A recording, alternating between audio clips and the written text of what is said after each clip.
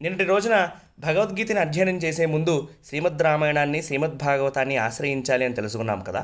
అది ఒక చిన్న ఉదాహరణతో తెలుసుకోవాలి అంటే భగవద్గీతలో కృష్ణ పరమాత్మ ఒక చోట దైవీహేష గుణమయి మమమాయ దురుత్యయ అని అంటాడు. అంటే నా మాయను దాటడం అసంభవం అర్జున, కానీ మాం ఏవ ప్రపద్యంతే, నన్ను ఆశ్రయిస్తే మాయామేతం తరంతితే, దాటించేస్తాను అని అంటాడు. ఇది మనకి ఎక్కడ తెలుస్తుంది అంటే శ్రీమద్ రామాయణంలో సీతమ్మ వారు ఆ బంగారు లేడిని కోరుకోవడంలో ఘట్టంలో తెలుస్తుంది. సీతమ్మ వారు మనలాగే ముందున్న జీవాత్మ, కాకపోతే ఆవిడ పరమాత్మ లేకుండా ఒక్క క్షణం కూడా ఉండలేదు కాబట్టి ఆవిడని మనం నిత్యానపాయిని అని పిలుస్తాం.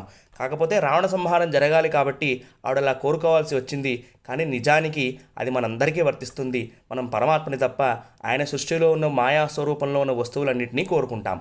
పరమాత్మ మాయ ఎంతమందికి తెలుసు అంటే ఏదో కొంతమందికే తెలుసు అని చెప్పి బ్రహ్మగారు నారదుల వారికి చెప్తారు. బ్రహ్మగారు, శంకరుడు, ప్రహ్లాదుడు, స్వయంభూమను మొదలగు వారందరికీ కూడా. హరే కృష్ణ.